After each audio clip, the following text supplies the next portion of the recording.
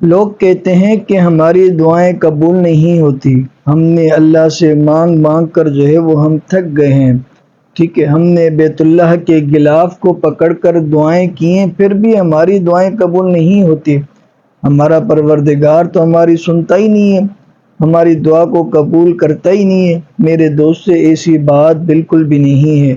اللہ رب العزت قرآن مجید میں فرماتے ہیں وَإِذَا سَأَلَكَ عِبَادِي أَنِّي فَإِنِّي قَرِيب، اے پیغمبر میرے بندے جب تم سے میرے بارے میں پوچھیں رب کہاں ہے تو ان سے کہیں کہ تمہارا رب تمہارے قریب ہے۔ قرآن مجید میں ہے نحن اقرب الیہ من حبل الورید، میں تو ان کی شہرگ سے بھی زیادہ قریب ہوں۔ جو ذات ہمارے دلوں کے رازوں کو جانتی ہے، ہمارے تمام احوال سے واقف ہے، تو یقیناً وہ ہماری پکار بھی سنے گا۔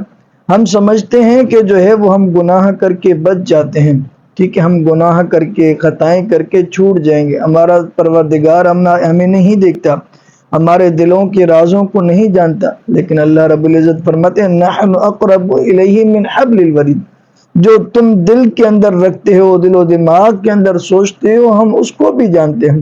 تو ہمارا پروردگار ہمارے ہر فعل سے واقف ہے اور ہماری دعاؤں کو بھی جو ہے وہ سنتا ہے۔ وہ الگ بات ہے کہ جو دعائیں قبول نہیں ہوتی اس میں بھی ہمارے رب کریم کی حکمت ہے۔ اللہ رب العزت ارشاد فرماتے ہیں اجیب دعوت الداعی اذا دعانی، جب پکارنے والے دعائیں مانگنے والے مجھ سے مانگتے ہیں تو میں ان کی دعاؤں کو قبول کرتا ہوں۔ اللہ رب العزت فرماتے ہیں کہ جو ہے وہ ہم ان کی دعاؤں کو قبول کرتے ہیں، لیکن ہم سمجھتے ہیں کہ ہماری دعائیں قبول نہیں ہوئی، ایسا بالکل بھی نہیں ہے۔ ہماری دعائیں بہت زیادہ قبول ہوتی ہیں، ہماری دعائیں جو ہے وہ قبول ہوتی ہیں، ہمارا رب ہماری دعاؤں کو سنتا ہے، ہماری پکار کو سنتا ہے۔ ہاں وہ مالک ہے، وہ خالق ہے، اس کی مرضی ہے ہمیں دے یا نہ دے، ہمیں اس سے ہر حال میں راضی ہونا ہوگا۔ رضیت باللہ ربا وبالاسلام دینا وبمحمد نبیا ورسولا، اللہ کے رب ہونے سے راضی ہیں، پیغمبر علیہ الصلوۃ والسلام کے نبی اور رسول ہونے سے راضی ہیں، اور دین اسلام کے مذہب اور اسلام اور دین اسلام کے دین ہونے پر راضی ہیں۔ تو ہم اللہ سے ہر حال میں راضی رہیں۔ وہ تو مالک ہے نا، وہ خالق ہے، جو چیز ہمارے حق میں بہتر ہوگی، جو چیز ہمارے لیے فائدے مند ہوگی وہ یقیناً ہمیں دے گا۔ دیکھیں نا، ایک باپ ہوتا ہے، ایک والد ہوتا ہے، والدین اپنے بچے کو وہی چیز میسر کرتے ہیں، وہی چیز دیتے ہیں جو اس کے لیے نفع میں ہو، جو اس کے لیے فائدے مند ہو۔ جو چیز اس کے لیے نقصان دہ ہوگی تو والدین اس کو نہیں دیں گے۔ اب کوئی باہر والا شخص آ کے کہے کہ بھائی تم جو ہے اپنے بچے کو کچھ نہیں دیتے، اس پر ظلم و زیادتی کرتے ہو، اس کو تم جو ہے وہ سہولتیں نہیں دیتے، تم نے اپنے بچے کو فلاں چیز لے کر نہیں دیے، تم بڑے ظالم ہو، ایسا نہیں ہے۔ والد اپنی اولاد سے بہت زیادہ خیر خواہ ہوتا ہے، اس کو معلوم ہوتا ہے کہ میرے بچے کے لیے کون سی چیز فائدہ مند ہے اور میرے بچے کے لیے کون سی چیز نقصان دہ ہے۔ اسی طرح ہمارا پروردگار ہماری باتوں کو، ہمارے دل کے رازوں کو جانتا ہے۔ ہم تو اپنی مرضی کے مطابق مانگتے ہیں نا، لیکن ہمارے لیے جو چیز بہتر ہوگی، ہمارے لیے جو چیز فائدہ مند ہوگی، اللہ رب العزت ہمیں وہی ارشاد فرمائیں گے۔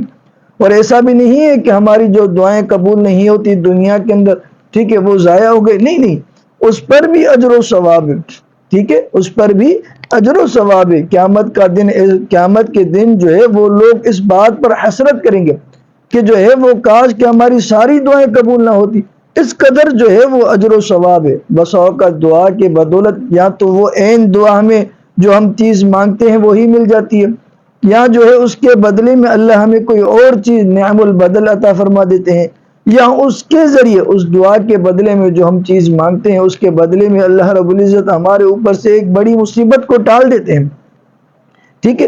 یہ اگر تینوں چیزیں نہیں ہوتی تو وہ دعا ہماری جو ہے وہ ذخیرہ ہوتی ہے، قیامت کے دن اس دعا کے بدلے میں ہمیں اجر و ثواب عطا کیا جائے گا، اس کے بدلے میں ہمیں جنت والی نعمتیں عطا کیے جائیں گی۔ تو اس دن، قیامت والے دن جو ہے وہ لوگ یہ حسرت کریں گے کاش کہ ہماری دعا قبول ہی نہ ہوتی، ٹھیک ہے۔ اللہ تو فرماتے ہیں اجیب دعوت الداعی اذا دعانی، جب مجھے پکارنے والے مجھے پکارتے ہیں تو میں ان کی پکار کو سنتا ہوں، جو مجھ سے مانگتے ہیں میں ان کی دعا کو سنتا ہوں۔ فَلْيَسْتَجِيبُوا لِي وَلْيُؤْمِنُوا بِي، لیکن میں تو تمہاری پکار کو سنتا ہوں، تم بھی میری پکار کو سنو، تم بھی میری بات کو سنو۔ فَلْيَسْتَجِيبُوا لِي، اللہ رب العزت نے قرآن کریم کے اندر جو احکامات نازل فرمائے ہیں پیغمبر علیہ الصلوۃ والسلام کے ذریعے، جو ہمیں دین سکھایا ہے، جو قرآن سکھایا ہے، ہم اس کو بھی تو سنیں نا، اس پر بھی عمل کریں۔ فَلْيَسْتَجِيبُوا لِي، یہ بندے میری بھی تو سنیں نا، میری بات کو بھی تو سنیں، اس پر بھی تو عمل کریں۔ اللہ نے جو ہمیں قرآن دیا ہے، پیغمبر علیہ الصلوۃ والسلام کے ذریعے جو سنتیں، جو احکامات ہمیں بتائیں، ہم ان پر بھی عمل کریں۔ وَلْيُؤْمِنُوا بِي، اور میری باتوں پر بھی تو ایمان لے۔ یہ صرف اپنی جو ہے وہ باتیں کرتے ہیں، ٹھیک ہے، میری بات کو بھی سنیں، میری بات پر بھی عمل کریں اور اس پر ایمان بھی لے آئیں۔ لَعَلَّهُمْ يَرْشُدُونَ، تاکہ جو ہے یہ راہ راست والے بن جائیں، سیدھے راستے والے بن جائیں، ٹھیک ہے۔ تو ہمارا پروردگار ہمیں اپنے والدین سے زیادہ محبت کرتا ہے۔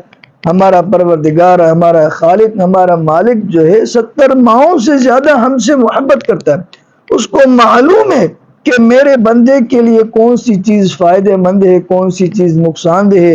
ہم سمجھتے ہیں کہ یہ چیز ہمارے لیے فائدہ مند ہے، لیکن ہمارا پروردگار جانتا ہے کہ یہ چیز ہمارے لیے نقصان دہ ہے، اور ہم سمجھتے ہیں کہ یہ چیز ہمارے لیے نقصان دہ ہے، لیکن ہمارا پروردگار سمجھتا ہے، اس کو معلوم ہے کہ یہ چیز میرے بندے کے لیے فائدہ مند ہے، تو وہی چیز ہمارا پروردگار ہمیں عطا فرماتا ہے۔ تو اللہ سے دعا ہے اللہ رب العزت جو ہے وہ شکر کرنے کی توفیق عطا فرمائے۔ اور قرآن مجید میں کیا آتا ہے؟ لَإِن شَكَرْتُمْ لَأَزِيدَنَّكُمْ، لَإِن شَكَرْتُمْ لَأَزِيدَنَّكُمْ، تم اگر شکر کرنے والے بن جاؤ گے تو میں ضرور بضرور تمہیں بڑا چڑھا کر دوں گا۔ وَلَئِن كَفَرْتُمْ إِنَّ عَذَابَ رَبِّي لَشَدِيدٌ، اگر تم جو ہے اپنے پروردگار کی ناشکری کرو گے تو ہمارے پروردگار کا عذاب جو ہے وہ بڑا سخت ہے۔ ہم اللہ کی نعمتوں پر راضی رہیں، اللہ نے جو ہمیں نعمتیں دی ہیں اس پر شکر ادا کریں، اللہ نے جو ہمیں جو چیزیں دی ہیں، جو نعمتیں دی ہیں، اس پر اللہ کو شکر ادا کریں، ناشکری نہ کریں۔